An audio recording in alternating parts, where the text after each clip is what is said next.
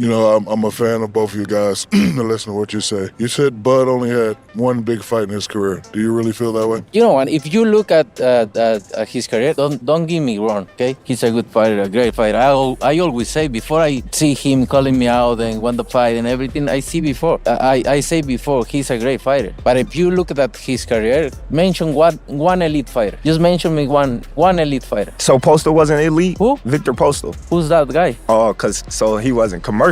He wasn't a great. Ricky Burns wasn't. Hold up. Y'all are not ready for what just went down at this press conference because Shaquille O'Neal just walked into a boxing discussion and basically turned it into the most chaotic strategy session we've ever witnessed. We're talking about a 7-foot basketball legend sitting down with two of the most dangerous pound-for-pound fighters on the planet. And what came out of their mouths is about to change everything you thought you knew about how to beat Canelo Alvarez. But that's not even the wildest part, because we've got insider intelligence from fighters who've actually been in the ring with both these killers. And let me tell you, the secrets they're spilling are absolutely mind-blowing. Canelo, how do you see this fight ending? And let me hear your prediction. I train, I put my best, I dedicate myself to this sport, and I'm just thinking about win, to make history, and this is no deception. You know, I'm a fan of both of you guys. To listen to The moment Shaq opened his mouth at this panel, you could feel the entire energy shift in the room. This wasn't going to be your typical, polite, media-trained press conference where everyone says the right things and shakes hands afterward. Oh no. The big fella walked in with that fake, humble energy, acting like he was just there to observe and ask innocent questions. But you could literally see it in his eyes that he was picturing himself in boxing gloves, ready to step into the ring and take on both Canelo and Crawford in the same night. It was like watching someone drop a massive dunk on the entire panel before they even got to round one of the actual discussion. Shaq had this way of disrupting the whole flow while pretending to be the peaceful moderator. And honestly, it was pure entertainment gold. Ricky Burns wasn't elite. Ricky Burns doesn't elite. Okay. He's not elite. It's cool. Is there a champion? I'm going to fight another elite There is fighter a champions, in September. good fighters, but elite fighters is different. Wait. So I'm going to fight an elite fighter in September. Yeah, okay. Then we're going to find out. Then we're going to find out. And don't get me wrong, you're a great fighter. I know I'm great. You're a great fighter. But here's where things get really interesting. Because once Shaq finished his dramatic entrance, Canelo and Crawford turned the entire table into what can only be described as the most intense chess match you've ever witnessed. These two champions weren't raising their voices or getting loud, but the psychological warfare happening between them was absolutely electric. Canelo kept pressing this angle about elite opposition, basically challenging Crawford to name one truly elite fighter he's faced in his career. And you could see this was a calculated strategy to plant seeds of doubt. Meanwhile, Crawford was playing the counter game perfectly, pointing out all the cracks in Canelo's own history and reminding everyone what tends to happen to opponents after they face him. The tension was building with every word, even though both fighters were speaking in calm, measured tones. This wasn't just trash talk.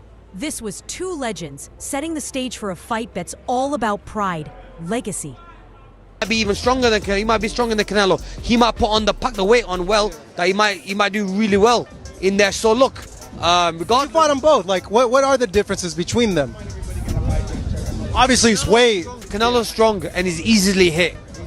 Very easily hit. Very easily. Now, just when you think the spice level couldn't possibly get any higher, enter Amir Khan with what might be the most valuable insider intelligence we've ever heard about both of these fighters. And before you start with the chin memes and the jokes, let me stop you right there, because Khan brings something to this conversation that nobody else can offer. This man has actually been in the trenches with both Canelo and Crawford. He's felt their power, studied their movements, experienced their ring intelligence firsthand. Khan is basically the scout who's been behind enemy lines in both camps, and now he's out here giving us a complete breakdown that's about to blow your mind. When I fought against Crawford, I couldn't even hit clean. Yeah. So really, that's the difference. And they both hit hard. Yeah. because and you can see the strength. You know, when I was fighting against Crawford, I didn't think Crawford was that. When Khan starts talking about these fighters, he's not just throwing around opinions or making predictions based on highlight reels. K's dropping straight-up fighter intelligence, like he's handing out a cheat sheet that reveals the exact strengths and weaknesses of both men. And the way he describes their contrasting styles is absolutely fascinating. According to Khan, Canelo is easier to hit than a vending machine button, while Crawford's defense is so slick that opponents end up swinging at air like they're trying to catch a Wi-Fi signal. That's not just colorful commentary.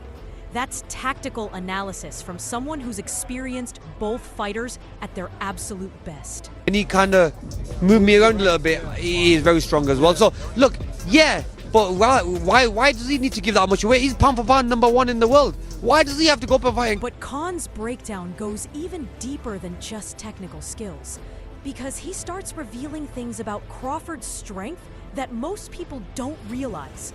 He talks about how Crawford has this quiet, deceptive power that moves you around the ring without you even understanding how you got there. It's not the obvious, explosive strength that everyone can see coming. It's that sneaky, leverage-based power that catches you completely off guard. And here's the really clever part about Khan's analysis. He's simultaneously protecting Crawford while throwing subtle shade at Canelo, all without raising his voice or getting dramatic about it. It's veteran-level instigating at its finest. Canelo's got a hard time even calling for the fight. You think Canelo like getting called out by the smaller guy and turning down a big money fight? He hates that, but you can't call out the littler guy. You can't tell a dude, come up here and spot me 30 pounds. By the way, I failed drug testing. You've never failed drug tests. I mean, you know how much different it is? You get a juiced up Canelo versus little skinny Terence Crawford who's made. Are we gonna Khan even questions why the pound for pound #1 fighter in the world would need to move up in weight to fight Canelo, which is basically his way of saying that Crawford is being asked to walk into a bear's den just for the drama and spectacle of it all. This isn't just Twitter talk or casual fan speculation. This is scar tissue wisdom coming from someone who's actually been hurt by both of these fighters. When Khan says Crawford moved him around and made him feel helpless, you know that means something completely different than when a casual fan makes the same observation. Loser! I cheated sport plenty of times. I cheated those same commissions. This is not to relitigate. We know our own. I'm a cheater. I know a cheater when I see one. Right when you thought Khan's insider intelligence was the knockout punch of this entire discussion, Chael Sonnen strolls in like a human flamethrower and says, "Hold my microphone because I'm about to turn this whole conversation into a roast session with extra jalapenos." Sonnen basically took what started as a casual question about Canelo versus Crawford and transformed it into the most controversial take you've heard all year. He's talking about size gaps like it's a heavyweight going against a featherweight in someone's backyard. And he's dropping these truth bombs about the fight game that most people are too scared to even whisper about.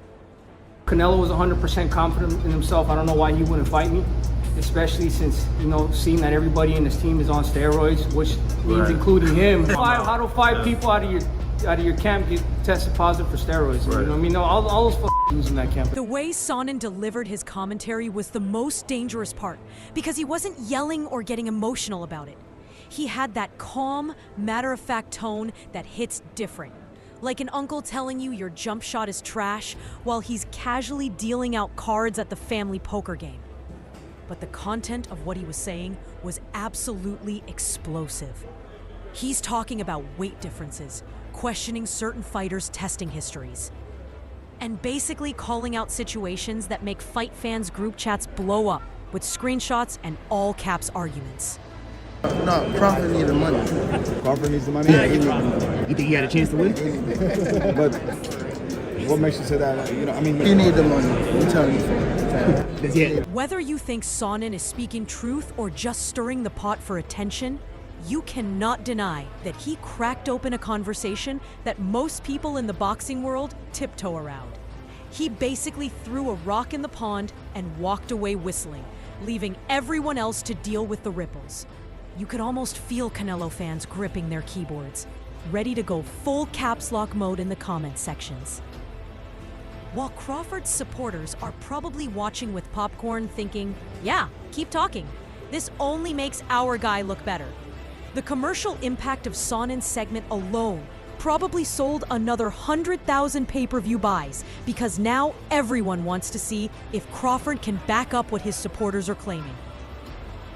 News outlet Marca revealed that the guaranteed purse for this showdown is a whopping $200 million courtesy of Turkey Alashik, with Canelo Alvarez taking home 75% of that money, which means a guaranteed $150 million for the Mexican superstar and $50 million for the Nebraska fight. Oh wait, because we're not done with the bombshells yet.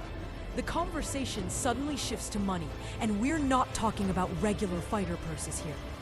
We're talking about the kind of payday that's hotter than a Las Vegas blackjack table at 2 in the morning. When these purse numbers got revealed, it became the type of money that makes even retired fighters start looking around for their old jump ropes and wondering if they still have one more fight left in them.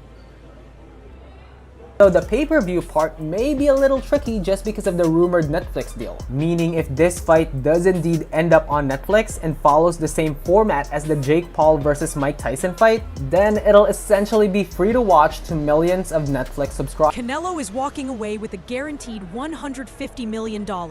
And that's not even a purse anymore. That's basically a vault.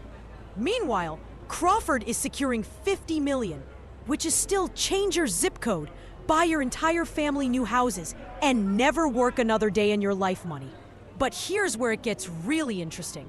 Because if Netflix decides to stream this fight, like they did with the Jake Paul versus Mike Tyson event, we could be looking at the most watched boxing match since people were still renting DVDs from Blockbuster.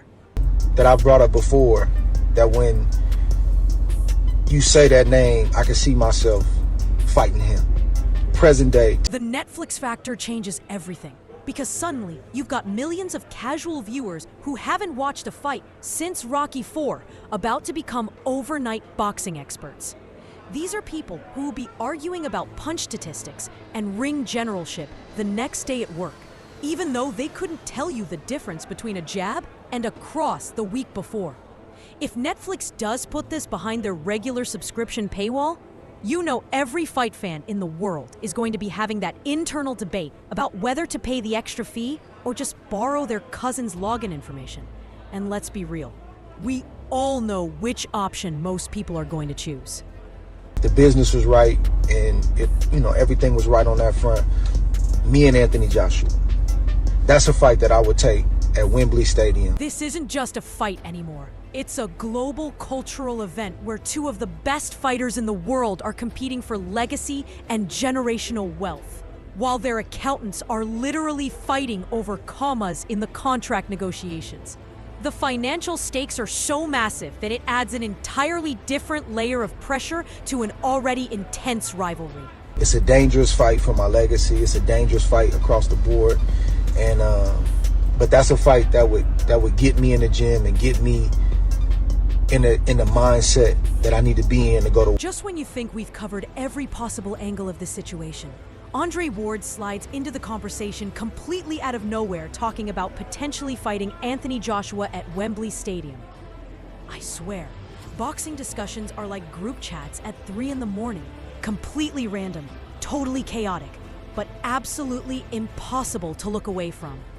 Ward is basically saying that he's been chilling in retirement, but if the business side makes sense, he'll lace up the gloves and run it back with AJ in front of 90,000 screaming British fans.